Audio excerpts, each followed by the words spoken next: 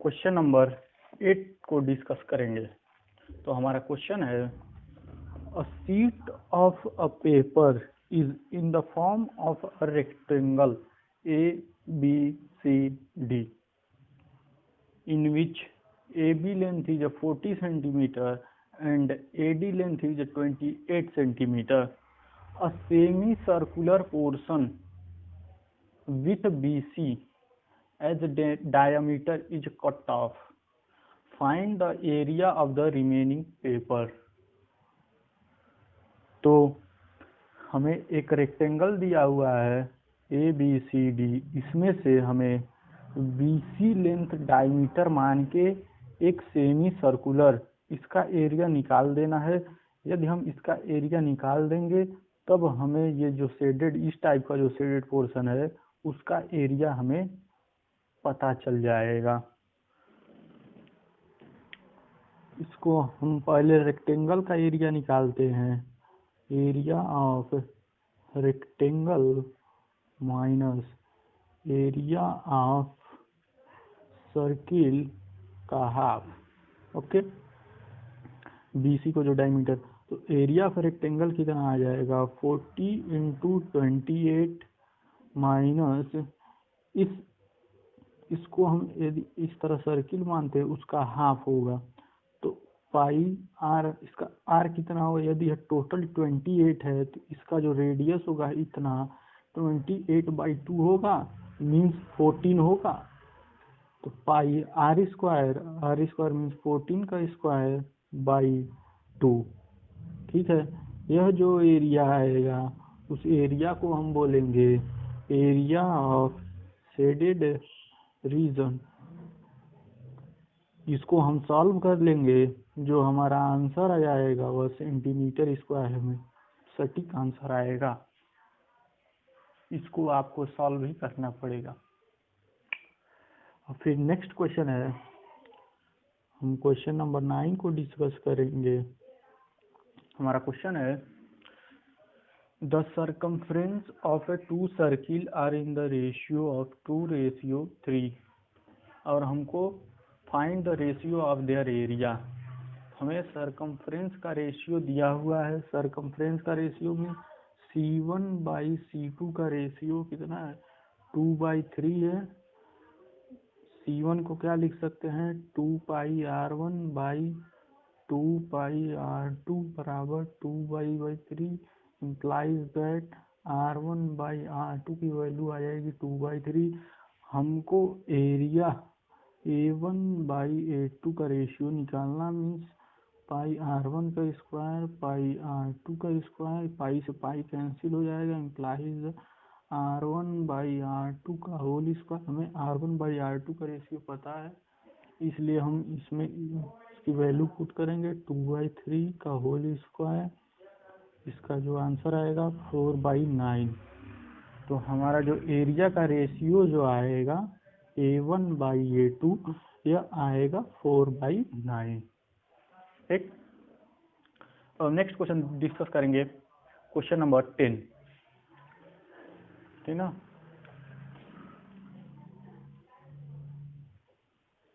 Question number 10 है, क्या कर रहा है, the side of A square, square की जो साइड है 10 सेंटीमीटर है, 10 सेंटीमीटर और find the area of A circumscribed और इनस्क्राइब्ड सर्किल। तो हमको एरिया निकालना है। सर्कमस्क्राइब का मतलब होता है कि जो यह स्क्वायर है इसके बाहर जो सर्किल बनेगा इनके पॉइंट्स को कंबाइन करने से। और इनस्क्राइब का मतलब होता है जो सर्किल जो इनके अंदर बनेगा। ठीक है, तो इनस्क्राइब वाला हमारा आसानी से निकल जाएगा क्योंकि यह उसका सेंटर होगा, इस साइड का सेंटर यह पॉइंट होगा और इतनी दूरी हमें पता कैसे, वह इतनी जो टोटल दूरी जो 10 है इसका हाफ कर देंगे तो हमारा निकल जाएगा।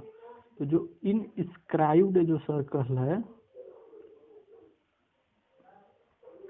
इनस्क्राइब जो सर्किल का जो एरिया, इनस्क्राइब सर्कल जो एरिया है पाई आर स्क्वायर से निकल जाएगा, और वहाँ पे जो आर है वह 5 है। ठीक, तो पाई की वैल्यू 22/7 रख देंगे, 5 × 5, ये तो डायरेक्टली निकल जाएगा, इसमें कोई दिक्कत नहीं।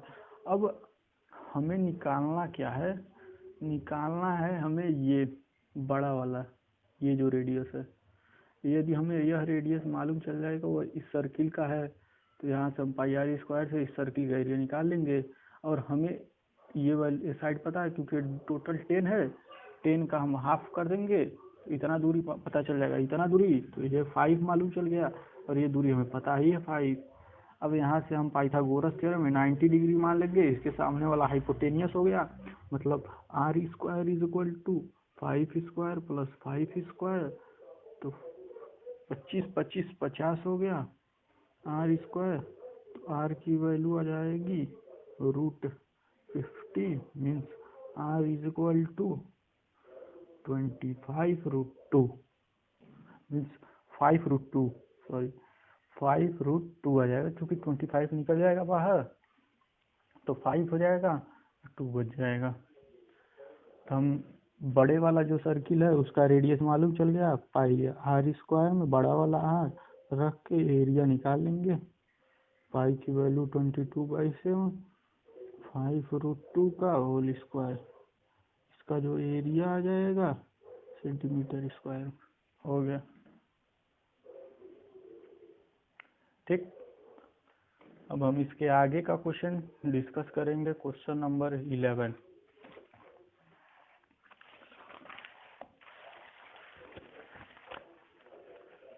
क्वेश्चन नंबर 11 है, सॉल्यूशन 11।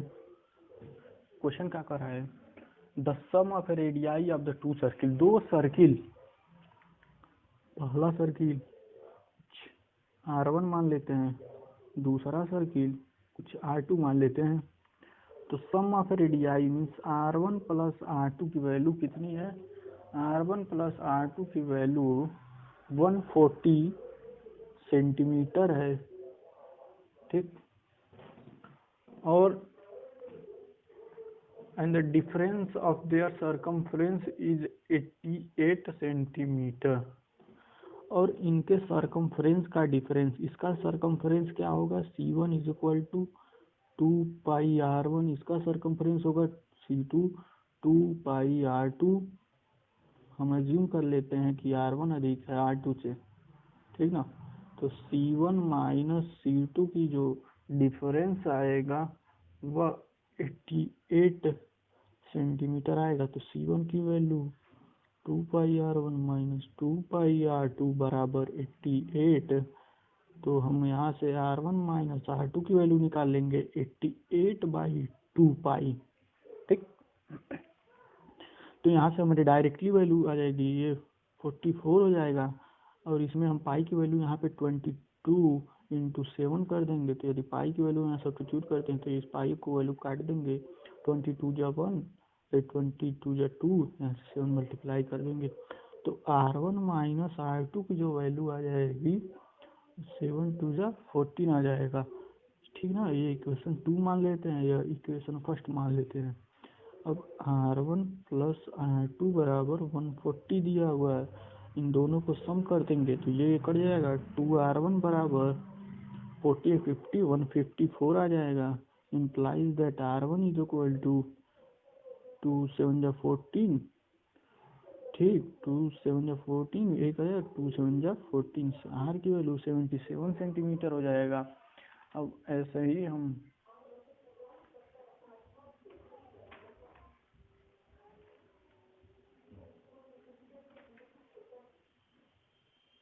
ठीक ना, तो आर की वैल्यू 77, तो हमें क्या निकालना है, हमें डायमीटर इन दोनों का निकालना, तो यहीं हम डायरेक्ट भी निकाल सकते हैं कि D इज इक्वल टू 154, चूँकि हमें डायमीटर ही निकालना था, हमें लग रहा था पहले आर निकालना है, तो ये भी सही है, इसका डबल कर देंगे तो डायमीटर निकल जाएगा।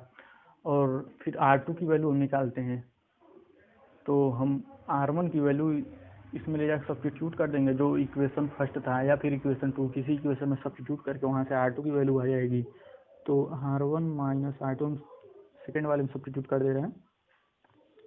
जब 14 हुआ तो R1 77 माइनस 14 बराबर R2 इम्प्लाइज दैट R2 की जो वैल्यू आएगी 7 में 4 जा 3 और 7 में 1 जा 6, ठीक।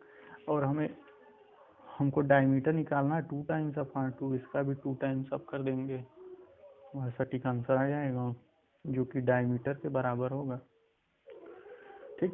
अब हम नेक्स्ट क्वेश्चन पे चलते हैं। हमारा नेक्स्ट क्वेश्चन है क्वेश्चन नंबर 12। चलिए नेक्स्ट क्वेश्चन पे, क्वेश्चन नंबर 12 पे। तो 12 क्या कर रहा है, पहले क्वेश्चन समझते हैं। The area of a circle inscribe in A equilateral triangle is 154 centimetre square. तो हमें क्या दिया हुआ है, एक इक्विलेटरल ट्राइंगल है, यहाँ देखिए, इसके अंदर एक सर्किल है, ठीक। इस सर्किल का हमें एरिया दिया हुआ है। इस सर्किल का जो एरिया है 154 है centimetre square, area of circle, ठीक ना। और कह रहा है find the perimeter of A triangle. तो हमको पेरीमीटर पूछ रहा है। पेरीमीटर मीन्स यदि हम इसका साइड निकाल रहे हैं तो उस साइड का हम 3 गुना कर देंगे तो इसका पेरीमीटर निकल जाएगा, ठीक ना। तो इस केस में हमें एक कॉन्सेप्ट पता होना चाहिए, ठीक ना। यदि यह इक्विलेटरल ट्राइंगल है, यह टोटल एच हम मानते हैं, ठीक। एच और इस इतनी जो रेडियस है सर्किल का उसको आर मानते हैं, ठीक ना। इस तरह यहाँ बना लेते हैं, यह एच है और यह आर है, ठीक ना। दोनों एंड पॉइंट है ए बी सी डी। तो यह पॉइंट ए है, यह पॉइंट डी है। तो हमें एक केस पता होना चाहिए, जो हाइट है टोटल वो आर को किस रेशियो में डिवाइड करती है। तो जो टोटल एच बाई आर होता है 3/1 के रेशियो में डिवाइड करता है, ठीक ना। ये चीज़ हमें पता होना चाहिए। यहाँ से हम टोटल हाइट निकाल लेंगे, हाइट क्या हो जाएगा 3r। यदि हमें हाइट पता हो गया, ये टोटल लेंथ AD की लेंथ यह है h बराबर AD, ठीक ना। यह टोटल h है, ध्यान दीजिएगा, यह टोटल h है और इतना दूरी r है। हाँ, तो AD का लेंथ हमें जब पता चल जाएगा तो हमें एक फार्मूला पता है, इक्विलेटरल जो हाइट होता है इक्विलेटरल ट्राइंगल का हाइट √3/2a, ठीक।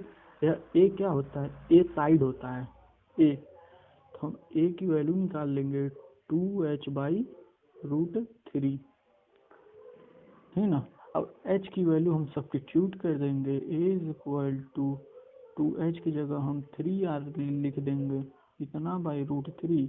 तो ये जो √3 है इसे कट के यहाँ √3 बन जाएगा, इम्प्लाइज दैट a बराबर 2√3r आ जाएगा।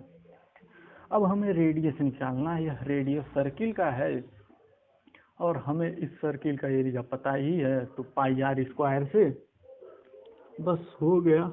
लीजिए πr² से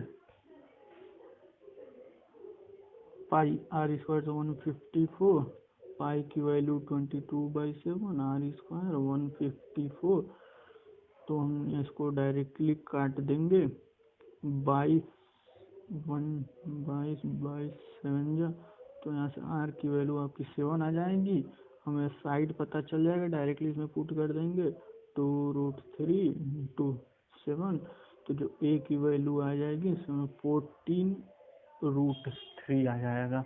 हमें निकालना क्या है, हमें तो इसका पेरीमीटर निकालना है, मीन्स 3 गुना करना पड़ेगा, क्योंकि यह a है, ये भी a है, a भी a है। तो 3a is equal to perimeter of equilateral triangle. तो इसमें हम 3 से मल्टीप्लाई कर देंगे बोथ साइड, ठीक ना। क्या हो जाएगा, पेरीमीटर ऑफ ट्राइंगल इज 3 से मल्टीप्लाई कर देंगे, 3 4 12 का 2 1 बचेगा, 3 and 3 1/4√3, ये हमारा इतना सेंटीमीटर आंसर आएगा 42√3। और हम √3 की वैल्यू भी सब्स्टिट्यूट कर सकते हैं 1.73, तो भी सही है, ये भी सही है। यदि हम √3 की वैल्यू सब्स्टिट्यूट कर सकते हैं तो कर दीजिएगा, करके हमें कमेंट में ज़रूर बताइएगा √3 की वैल्यू क्या होगी। ठीक, हम क्वेश्चन नंबर 12 भी डिस्कस कर लिए हैं। अब नेक्स्ट क्वेश्चन की तरफ चलते हैं। अब हम क्वेश्चन नंबर 13 पे आ गए, ठीक ना। क्वेश्चन नंबर 13 में क्या लिखा हुआ है, इसमें लिखा है A field is in the form of a circle. A fence is to be erected around the field. The cost of the fencing would be the 2640। ठीक, 2640 रुपये लगा है फेंचिंग करने का चारों तरफ, मतलब उसके जो सरकमफ्रेंस पे फेंचिंग किया गया, ध्यान दीजिएगा, चारों तरफ उसका एरिया नहीं है ये। At the rate of 12 rupees per metre, तो 12 रुपए के पर मीटर के आधार से फेंचिंग किया गया है और टोटल कास्ट हुआ है 2640। तो यहाँ तक पहले हम बना लेते हैं डायग्राम। तो क्वेश्चन नंबर 13 है, एक सर्कल है, उसको फेंच किया गया है। इस सर्किल का हम रेडियस r मान लेते हैं। इसका जो फेंचिंग का टोटल कास्ट आया है इस पेरीमीटर का, मतलब C = 2/r। यहाँ से शुरू होकर यहाँ तक पूरा फेंचिंग का कास्ट हमें पता है 2640 रुपये। तो यहाँ से हम डायरेक्टली इसका हम पेरीमीटर या फिर सरकमफ्रेंस हम निकाल सकते हैं। तो जो इसका सरकमफ्रेंस होगा 2640 रुपये बट्टा 12 रुपये, क्योंकि 1 मीटर का 12 रुपये लगता था। तो जो भी मान लीजिए x मीटर आया होगा सरकमफ्रेंस, तो उसमें 12 रुपये से गुणा किया गया होगा, तभी तो एक टोटल रुपये निकला है। फिर हम क्या कर रहे हैं, हम इस जो टोटल रुपये है इसी से 12 से भाग कर दे रहे हैं। और जब 12 से भाग कर देंगे तो हमारा जो x है, जो सरकमफ्रेंस था, वो हमें पता चल जाएगा। तो ये 12 का 12, 12 दूना 24, 2 12 दूना 24, तो 0। तो हमें जो सरकमफ्रेंस है 220 मीटर है, ठीक ना। Then the field is to be thoroughly ploughed at the cost of 0.50 per metre square. अब इस जो यह सर्किल है इसको हम जोत दे रहे हैं कितने रुपए की कास्ट से, 1 मीटर का कास्ट है 0.50, ठीक ना, 1 मीटर का कास्ट है। तो हमें टोटल मान लीजिए x मीटर है, तो x इंटू 0.50 मीटर, बस हो गया टोटल कास्ट। तो सीधा तो है, यहाँ से हमें r निकल जाएगा, r से हम एरिया निकालेंगे और एरिया में हम टोटल पैसे से गुणा कर देंगे, बस हो गया। तो हम r निकाल लेंगे, c = 2πr = 22, c की वैल्यू निकाल लेंगे 22/7 इंटू r, 1010, 11 दूना 11, 2 250, तो यहाँ से r की वैल्यू आ जाएगी 35 मीटर, ठीक ना। अब हम πr² से इसकी हम एरिया निकाल लेते हैं। तो एरिया ऑफ ए सर्किल जो आ जाएगा πr² की वैल्यू 35, तो पाई की वैल्यू 22/7 इंटू 35 इंटू 35, ठीक ना। तो यहाँ से जो एरिया हमें आएगा, और यदि हम यह टोटल जो है मीटर स्क्वायर में आएगा, अब उसमें से हम जो 1 मीटर का कास्ट जो है उससे हम गुणा करके टोटल का कॉस्ट हमें निकाल लेंगे। ये जो टोटल कॉस्ट हो जाएगा ये, टोटल कॉस्ट जोतने वाला, ठीक ना। तो 7 7 5 × 35, तो 22 × 5 × 35 × 0.50। तो यहाँ से हम टोटल कॉस्ट जो है वह निकालेंगे सीधा इसको सॉल्व करके।